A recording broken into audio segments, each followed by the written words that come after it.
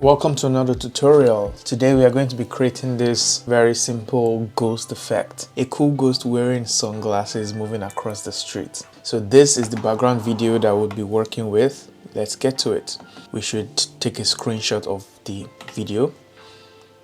Just a simple screenshot and then drop that into FSpy. Now we have our screenshot in FSpy. Let's choose -Z here and Y, and then take this and line it up with this part of the building, this black pole. Take the second one and line it up with this gray pole right here, and take the Y, line one of them with the road here. Make sure it's well lined up, then line the second one with this part of the road. Cross-check to make sure they are all well aligned and super straight. Cool. Now we can Ctrl S to save this, and after saving the file in Blender, go to File, Import, FSpy, and select the file. Then GZ to bring it up so we can see our grid. Let's go to Camera, Background Images, and increase the opacity, then add a plane on the floor, bring it this way, bring it this way, this way. So let's go into edit mode, edge select, drag this edge over on the x-axis, drag this on the y-axis. Yeah, just drag the entire thing, and we can move this out here. Good. So to create this effect, it's pretty straightforward. We have done this one time in this challenge before. Just add a sphere, UV sphere. Now adjust the size to make sense. So we have our sphere here. It should be, yeah, I think this big is alright. Let's go to render view, change this render engine to cycles, and then environment, color, environment texture. Pick a cloudy day, render film transparent. So let's change the color of this plane to something more gray to match the road, and come to object, visibility, shadow catcher. So that's our process for setting up our scenes. Typically, if you have followed some of the tutorials, you already know that. So above this sphere, let's shift right click on the sphere. So we have our cursor there, shift A to add the plane. I think this is big enough, and we want to go into edit mode, right click, subdivide, click this drop down here, increase this to 10 and subdivide it 2 more times. Good.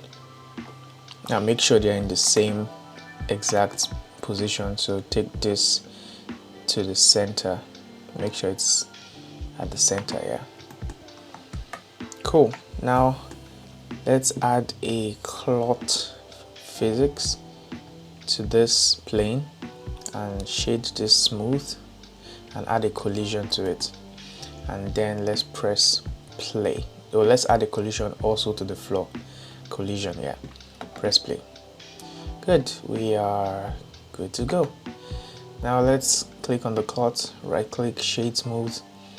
In these settings, make sure we have self collision checked so they don't intersect with each other. Yeah, the cloth shouldn't intersect with itself.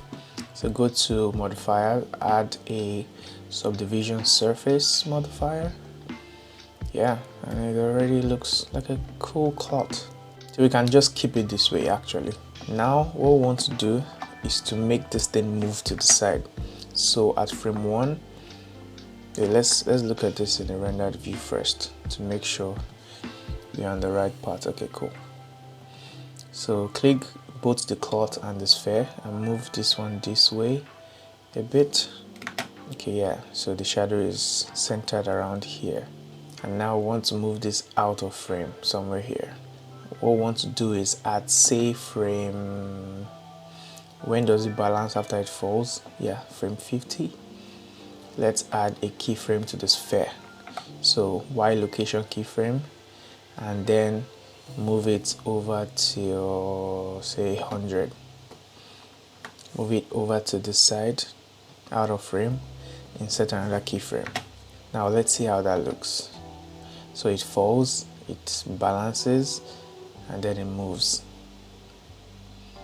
Yeah, okay, that was fast, but then if you want to make it slower, take this particular keyframe over here so it happens slower.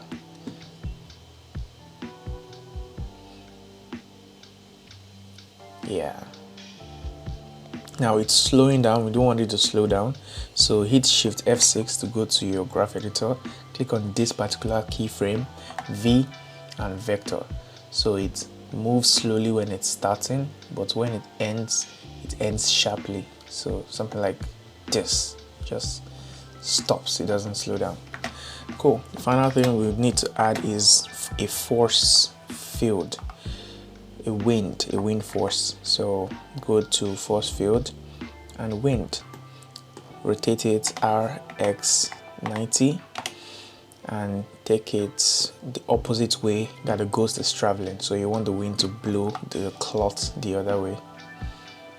Cool. So let's increase the strength to like something like 500 and see how that looks. Let's increase this to 600.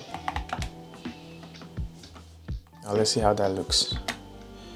So the wind starts blowing it back before it even moves.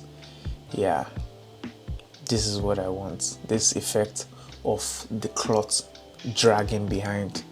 So you can mess with the strength of the wind however you like also. And what we can do is to replicate this entire thing but on the other side. So if I copy this guy and this guy at frame 1, if I copy both of them and bring them here, make sure it's out of frame, make sure it's not too far from each other, and also make sure you delete the keyframe on it. Click on the sphere and delete all these keyframes.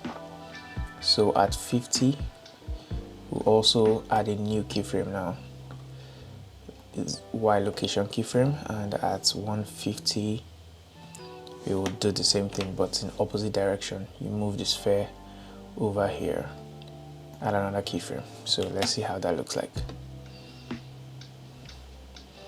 So at frame 50 they start moving. Vroom.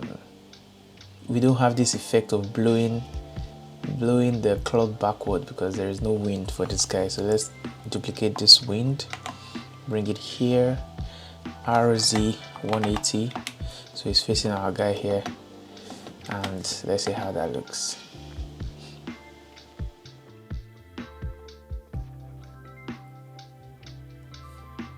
Yeah, it looks better now. Also, something you can do, you can animate this ball however you like.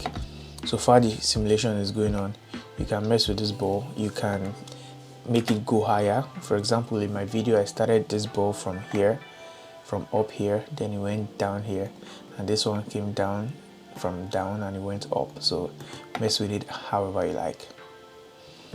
And then what I did for the materials, I set this white, so it's very simple material. I just increased the transmission weight to 1 and the alpha value to like 0.88, so it's kind of transparent, and have the same material here. Okay, isn't that cool?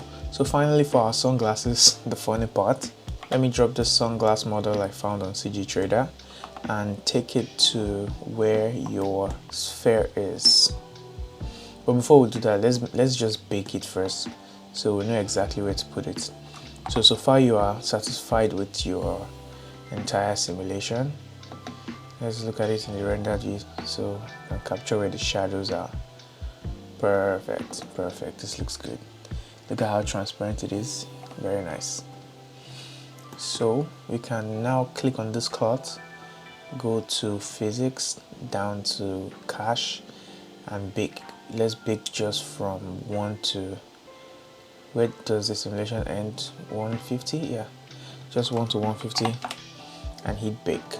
Then do the same thing for the second cloth, change this to 150 and hit bake. Now we have the simulation baked in. We can't change the geometry anymore. We can't rotate stuff, nah. So it's baked in, cool. Now we can add our sunglasses, now that we know where everything is meant to be. Cool, so take our sunglasses and bring it here, right in front, and make sure it's in the correct direction. Yeah, I think this is good. So you can scale it to be smaller, or you can make it bigger, whichever works. You can make it super big, but what I would like is for it not to intersect in front and to just have a balanced look, something like this. Yeah. Now the key part is parenting this glass to the sphere inside. So click on the glass, then control click on the sphere, control P to parent. And let's duplicate this, clear the parent, Alt P, and take the glasses to the other ghost. Sounds funny to say. So this ghost is going in this direction, so we want it here, RZ180. Let's see how that looks. Oh, I think we got the direction wrong. Yeah, let's flip it. RZ180. Yeah, this should be on this side. We got the direction wrong. Yeah, and this should be on the other side. Yeah, cool. Let's see. Just move it forward a bit and parent it to this sphere. So click on the glass, control click on the sphere here, and control P, object. Now we have a really cool looking ghost. So let's go and change the start frame to 50 when it actually started moving, and the end frame to 150. So we'll have 100 frames animation, just a little less than 5 seconds. So yeah, cool. Final thing to do after baking, so when you're sure you have baked everything, just click on this sphere, make it invisible, just hide it in viewport and render. Same thing here, so they don't see any sphere inside, so it's actually transparent. So yeah, that is how I got this effect. I think this sunglasses is just hilarious. If you're really interested in diving deeper into VFX, I can help you out with it. I'm launching a course in August 15, the hyper realistic VFX mastery course, where I break down principles, not just tutorials. I break down every single thing that I do to create these realistic shots. I talk about tips for shooting, post-production, sound effects, color grading, compositing, all of that. So if there's something you find interesting, the link will be in the description. There is a huge early bird discount going on right now, so if you're lucky, you just might get it. And I'll see you inside of the course.